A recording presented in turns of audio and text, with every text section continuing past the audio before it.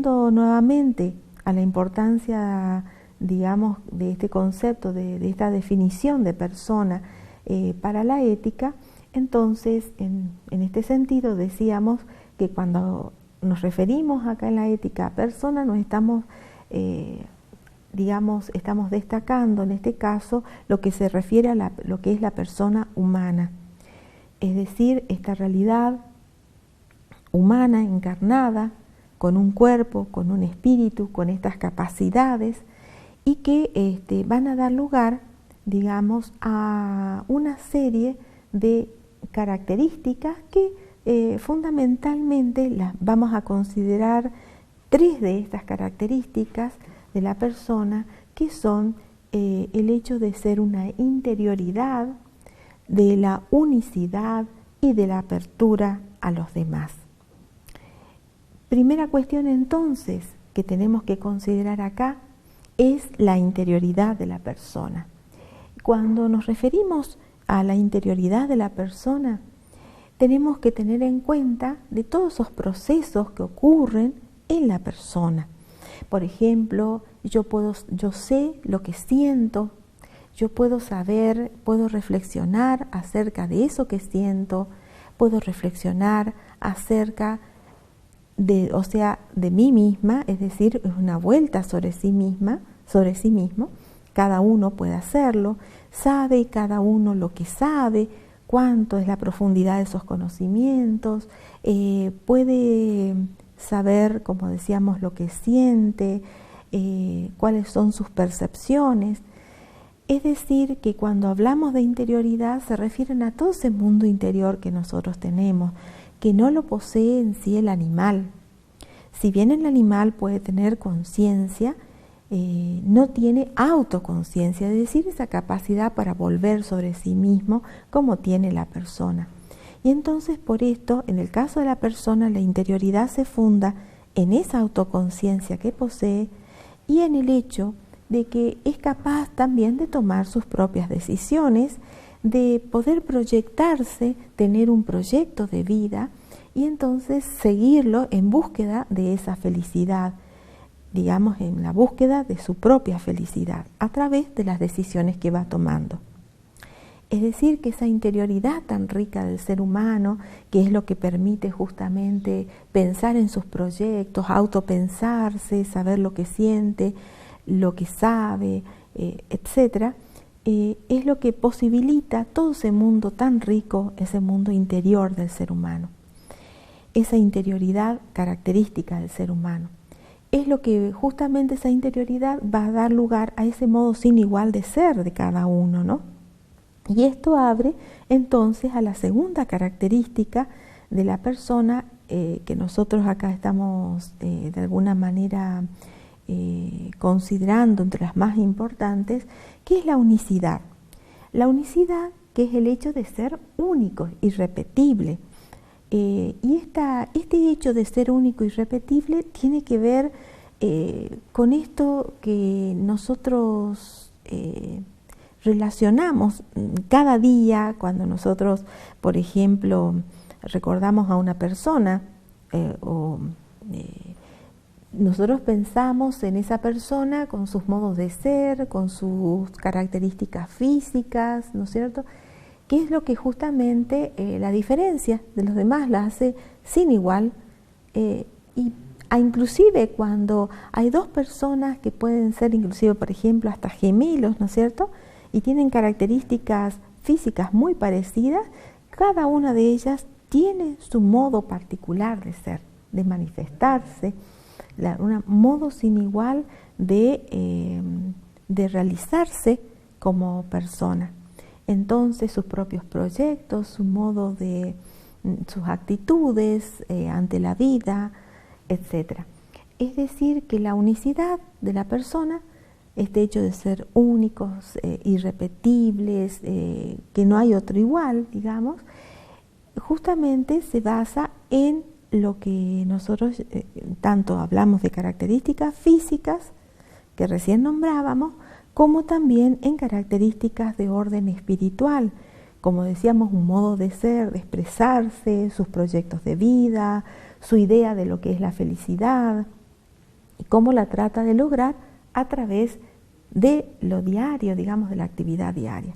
Entonces, el ser únicos, digamos, también es otra de las características de lo que es la persona. Y la tercera característica que vamos a nombrar como sumamente importante es la apertura a los demás, que justamente implica esta trascendencia. Trascender es ir más allá de sí mismo, romper esas fronteras, digamos, de esos límites del propio, del propio ser, podríamos decir, para relacionarnos con otros. En realidad esto se da, por supuesto, no desde un punto de vista ontológico. ¿Qué quiero decir con esto? Que nosotros somos una unidad. No podemos nosotros dar nuestro ser a otro, no podemos, por ejemplo, intercambiar mi cuerpo con otra persona, no podemos hacerlo. Somos una unidad. Pero la trascendencia se refiere al poder comunicar, no nuestro ser, sino comunicarnos con los demás, relacionarnos con los demás, expresar nuestras ideas, nuestros sentimientos, nuestro modo, un modo particular también de asumir esas relaciones con el otro. Entonces, con el prójimo, con lo trascendente en sentido vertical, que sería hacia lo divino o hacia grandes ideales, aquel que no es creyente, por ejemplo, puede trascender hacia grandes ideales, aquello que abarca, que va más allá de su propio ser nada más, individual. Entonces, en ese sentido, cuando hablamos nosotros de la apertura a los demás, estamos haciendo referencia a esa posibilidad del ser humano, de la sociabilidad, de la relación con el otro, ¿no es cierto?, de ser con el otro y a su vez elaborar, digamos, plasmar en esa relación con los demás un mundo, el mundo de lo humano, el mundo simbólico, el mundo de la cultura. Entonces, no el mundo físico, que ya está dado, digamos, sino, por supuesto, al cual también contribuimos a través de los artefactos de la tecnología, pero acá se refiere fundamentalmente a este mundo que en la relación con el otro va dando lugar a una cultura, a un modo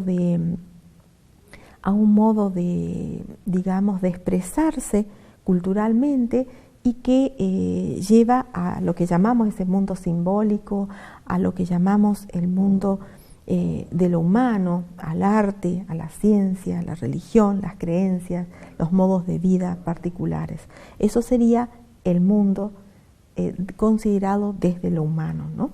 El mundo de lo humano, podríamos llamarlo así, para diferenciarlo del mundo físico, del mundo de las otras cosas que están con las que compartimos y nos relacionamos también, pero en otro nivel, digamos, ¿no?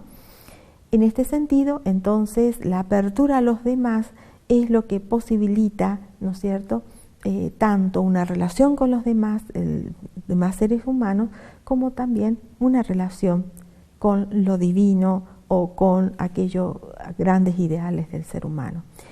Es importante que entonces consideremos estas tres características de la persona que recién he mencionado, sea tanto la interioridad, la unicidad como la apertura a los demás, como características tan importantes para la ética, porque justamente va a dar lugar a todo este ámbito de las relaciones con los demás y un modo siendo, digamos, interioridades abiertas, relacionales, ¿no es cierto?, relacionadas con otros, y que de hecho nos relacionamos con otros en un mundo, como decíamos, del mundo lo humano, pero en un tiempo y en un espacio específico.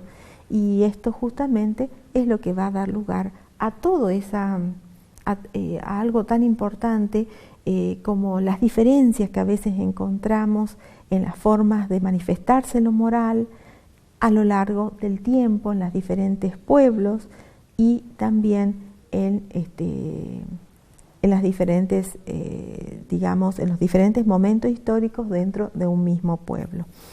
Así que en este sentido, digamos, es importante, pues son importantes estas tres características o notas de lo que es la persona. Y otra cuestión más que vamos a considerar la última dentro de este tema de persona, es la importancia que tiene este concepto en cuanto a que funda lo que llamamos, o sea, la dignidad de lo que es la persona.